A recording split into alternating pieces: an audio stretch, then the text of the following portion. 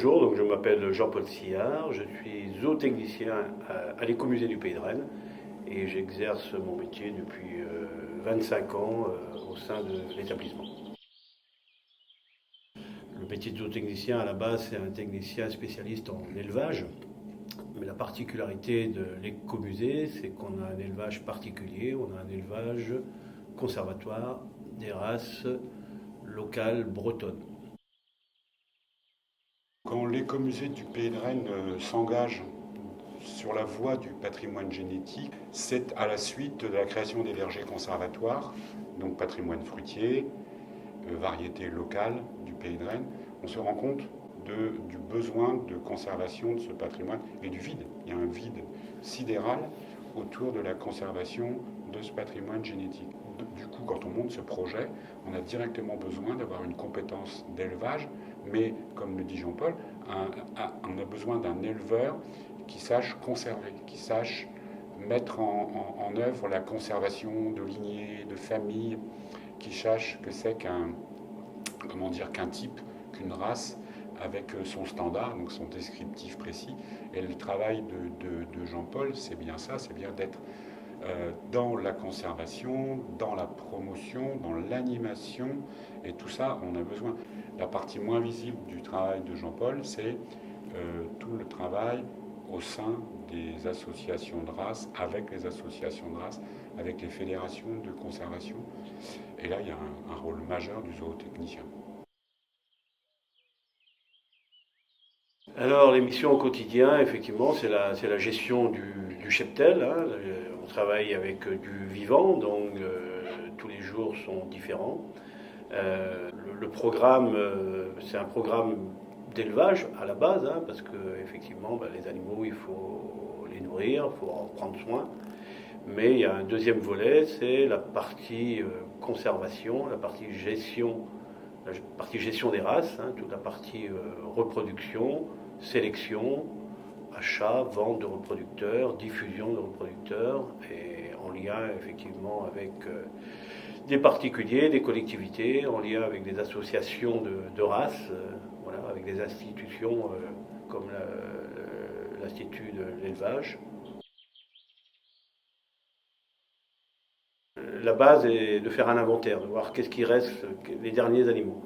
Et dans ces derniers animaux, dans ces populations qu'on retrouve, il y a des animaux qui sont purs, d'autres qui ne sont pas purs.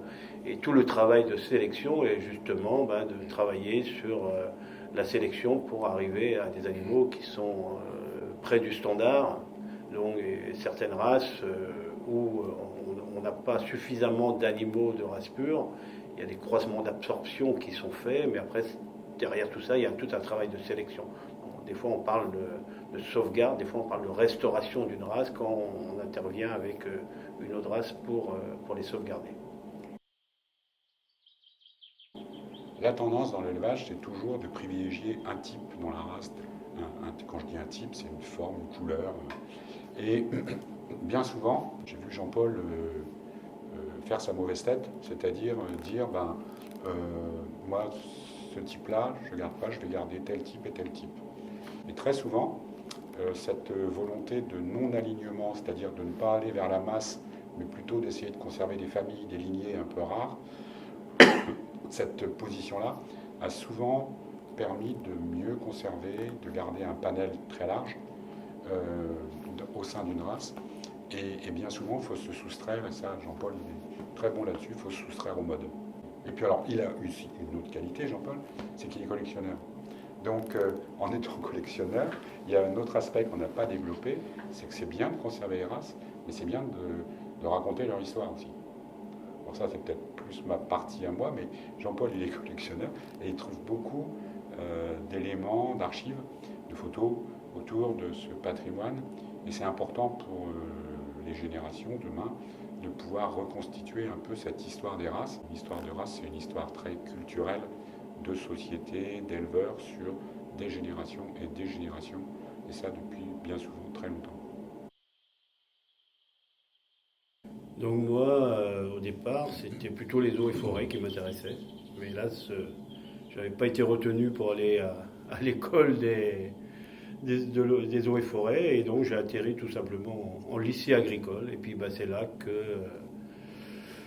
cette vocation pour l'élevage, mais du coup, pour l'élevage, j'étais pas dans la mouvance productiviste, c'est-à-dire que je m'embêtais un peu en lycée agricole parce qu'on parlait que de production, et donc j'ai toujours été intéressé par les à côté de l'élevage, et c'est comme ça que effectivement j'ai découvert que certaines races étaient menacées et que c'était un patrimoine qu'il fallait sauvegarder pour différentes raisons, hein. On est dans des changements climatiques, la génétique c'est un vrai trésor, et donc tous ces races-là ont un potentiel qui demain permettront peut-être d'améliorer, de créer d'autres races plus résistantes, etc. Voilà,